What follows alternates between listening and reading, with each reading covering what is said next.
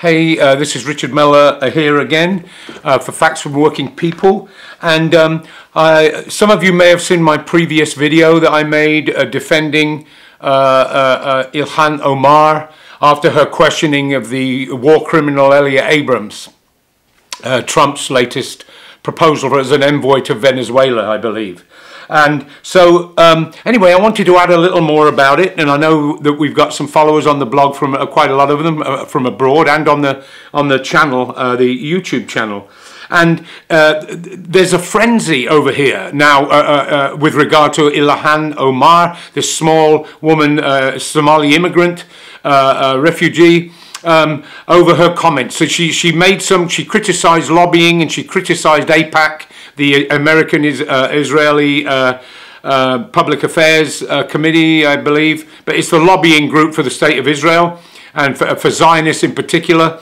And she criticized that, criticized lobbying. She was accused of anti-Semitism. She made a very serious mistake. She apologized. She never said anything anti-Semitic. Alexandria, Ocasio-Cortez praised her for apologizing, basically, as opposed to Trump, for example, who can't ever apologize. But anyway, that was a mistake to apologize for something she didn't do.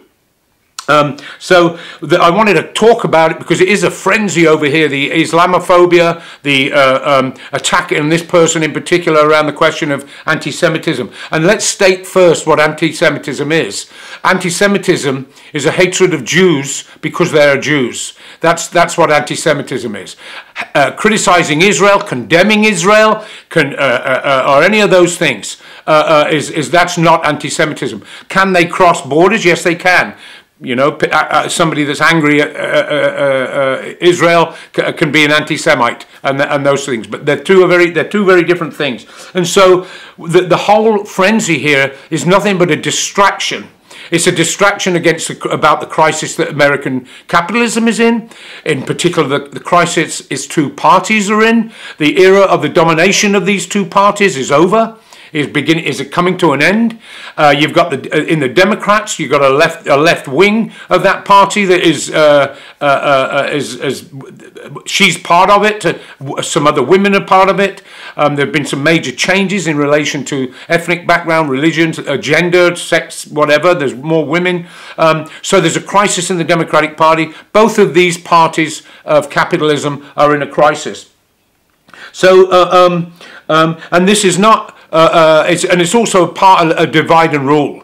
The U.S. ruling class are very, very conscious of the explosive nature of the American working class. Whether it's the Detroit riots, whether it's the civil rights movement in the 60s and 50s, whether it was the rise of the CIO, our history in this country has been explosive. The struggle of the Native Americans, all aspects of it during slavery and everything else. It's not the history they portray. They're very well aware of this. And so they're concerned and they're afraid of the situation. What's happening now, I think today, there's going to be a vote on a proposal. The Democrats, the power in the Democratic Party is coming down now on its left wing. It wants to tame its left wing. And Democratic Socialists of America, DSA, which some of them belong, was around for a long time in the left wing of the Democratic Party, but exploded after the last election from about 5,000 members to about 50,000 members. So the U.S. ruling class wants to tame the left wing and the resistance to its policies. And in the Democratic Party, the power in it, Pelosi and co, Schumer, all of these people, Biden, all of these characters are moving to tame its left wing. And they did that with the first attack on Ilhan Omar over her comments, which were true. And now she said something the other day. She doesn't have to pledge allegiance to Israel to be a member of the US Congress. Well, almost you do, okay? Almost you do. So that's what they're doing now, and that's what they're doing with this vote, if it takes place today, censuring. It's about anti-Semitism. What they want is any criticism of Israel will be anti-Semitism. And there are laws that have been passed in different countries on that basis, that criticism of Israel is anti-Semitism. I criticize criticize the Saudis. They're a bunch of gangsters. I'm not accused of anti-Islam there or anti-Arab or anything else. Jews and Arabs are Semites. They're the same branch of people. So you have to recognize who we're dealing with here. The American ruling class, the US ruling class, is absolutely ruthless. It was a mistake to apologize. It was a mistake to apologize the first time, and she needs to hold fast this time. And that group that they're going after, that left wing in the Democratic Party, they're doing it to Corbyn the right wing is doing it to Corbyn in Britain, going after Corbyn and the Labour Party on the basis of anti-Semitism. That's what they're doing. They're trying to find ways to tame the rise of the left in response to the crisis of capitalism, which is global in nature. And if you think about it, as I say, you can't make peace with these people. You have to wage a war against their policies, and that's what the left in the Democratic Party has to do. Maduro and Chavez, it's a similar mistake. Half a revolution, try to make some deals, made some deals with the Venezuelan capitalist class, trying to maintain peace. Look, we're not after you guys in the main, and look where they've ended up. And that's what the left in the Democratic Party will end up, and Corbyn and everybody else, but trying to pacify the very people who want to slit your throats. You don't make peace with the people that want to slit your throats. You may make a peace based on the knowledge that their forces are stronger than yours, and you need to retreat to fight back another day. But you don't. There's no basis for peace. It's just like between a pimp and a prostitute. There's no basis for real peace between them. So we could ask ourselves, and I know people I have, and other people have asked me, what's the love? What is this love of Jews that suddenly, is it just guilt because of what the Christian Europe did to the Jews? Slaughtered 6 million of them, put 12 million people in camps, gypsies, Roma. That's not supposed to be a term used anymore, but Roma, gay people, mentally ill people, all sorts, homosexuals, gay guys, everybody. But they killed 6 million Jews, and is that the reason? Well, the American ruling class, I'll tell you, has no love of Jews. Firstly, as the Jewish capitalists are competitors. And remember that Hitler praised Ford as his inspiration. So they don't love the Jews. So what is it then about Israel, and why they keep tying it to anti-Semitism? Well, you have to look at a little bit about the history of Israel. Israel was formed as a state in 1948, and some people say, well, it was a haven, a refugee from the brutality of haven for refugees from the brutality of what the Europeans did to the Jews during the war. And of course, so they supported the idea of a Jewish state in the Middle East eventually. There's the Balfour Declaration and what have you, and. It's interesting, you see, there's a little glimpse into why this link to Israel. The first English governor of Jerusalem, I forget his name, but he referred to Israel, or the formation of a Jewish state in that area, as our loyal little Ulster in the Middle East. Ulster is the occupied counties in the north that comprise Northern Ireland. That the British, when they partitioned Ireland after the collapse of after the First World War, 1921, they partitioned Ireland, and because that's where the industry was, that's where the money was. They didn't care so much about the South, and it's come back to haunt them, of course. So that's what they were looking at in the Middle East, and it makes absolute sense. The Ottoman Empire had collapsed. Jews lived in the Ottoman Empire, as did Muslims, or in different Arabs.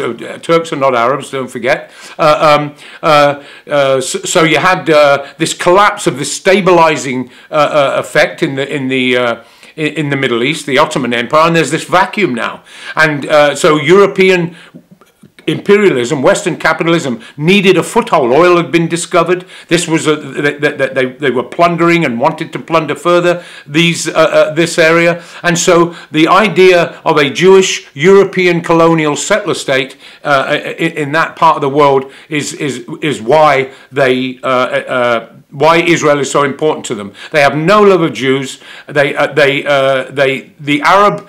alternative is the Arab masses, and we can see that the potential, or the Arab states, the potential power of the Arab masses is too dangerous. They can't be relied upon. We saw in 2011 numerous US-supported murderers and dictators overthrown when the Arab working class rose up in the Arab Spring there in 2011. So the Israeli state, the Zionists, are the only safe and secure allies of Western imperialism, and particularly US imperialism, through which to plunder the resources of that era. It's a European colonial settler state. Now, that's not to say that Jews don't belong, have no right to live in that area. They've lived there for thousands of years with Muslims, and prior to that, before Islam, which was the 6th century, Jews have been there. So that's not the question. It's the settling, the colonialism, and everything else. That's the difference between. Nobody would argue that Jews don't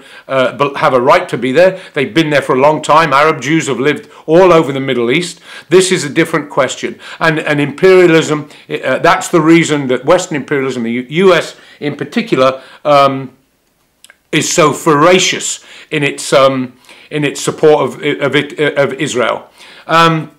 So that's just a short little look at that. But one of the main things for us to remember is this is a taming. Pelosi and them going after Ilhan Omar and after the others, the new young Turks, I call them, in the Democratic Party, is an effort to tame them, just like they're trying to undermine Corbyn and the resurgence of the left in the British Labour Party. It's exactly what's going on here, and we shouldn't be fooled by it. Let's remember with the Democrats under Carter controlled the presidency in both houses. Not one piece of Labour legislation important to the working class and the trade unions was passed in that period. Under Clinton, we had the first 2 years, both houses in the presidency. We've lost ground under Democrat and Republican alike. Some of the major strikes, Hormel, Democratic governor, Philadelphia, Democratic mayor, it's San Francisco, Newsom, during those strikes in the hotel industry and among city workers and public workers here. The Democrats we've suffered under both of these parties. Yes, there's changes that have taken place as this crisis has deepened, and these two parties are in crisis with the rise of Trump, which was to a certain degree, a lot of that's to do with the failure of the Labour leadership in this country to offer an alternative. So I want to speak to other workers like myself. I'm a blue-collar worker, but if you're thinking about politics, you're coming into politics, it's a very rewarding to struggle and to fight back. But we got to be very careful here. The media is very powerful. This attack on Ilhan Omar against Islam, this concern for Israel and anti-Semitism, it's all phony. The US ruling class has disdain and distaste for Jews. They don't like them at all because they're their competitors in the plunder of the world's resources, the Jewish capitalists are. So that was all I wanted to say, just follow up on it. The other thing I just want to add, we have the blog, Facts for Working People. I'm going to try and improve my skills on this so I can put more information without having to say it. The address of it is We Know What's Up, all one word, no apostrophe. We Know What's Up at blogspot.com. We have a Facebook page. You'll find the address for that or the link to it on the right hand side of the blog. And I have a channel. We've also got a channel named Facts Working People, but I'm in the process of trying to work on that. I have a channel, a YouTube channel, where you're seeing this. And the last thing is we need help financially. We have various different costs. We do get some help, and we would like to get a little more help. There's a donate button on the blog. If people can donate monthly, a couple of people give us small amounts monthly. If we increase that would be very helpful. We need some more equipment. We travel. We also want to. I personally want to pay somebody to help me and help us develop our blog and our YouTube channel as well. Just some various costs. So that's me, Richard Miller, Facts for Working People. I hope you saw the last video, and please feel free to comment on this one. Most of the comments, we had 23,000 views I think on the last one, about 600 comments. Most of them were good, you know, even those that disagreed. There were a few typical right-wing nuts, and I removed them as best I could. But overwhelmingly it was good. So anyway, this is Richard Mellor, Facts for Working People, and talk to you again soon.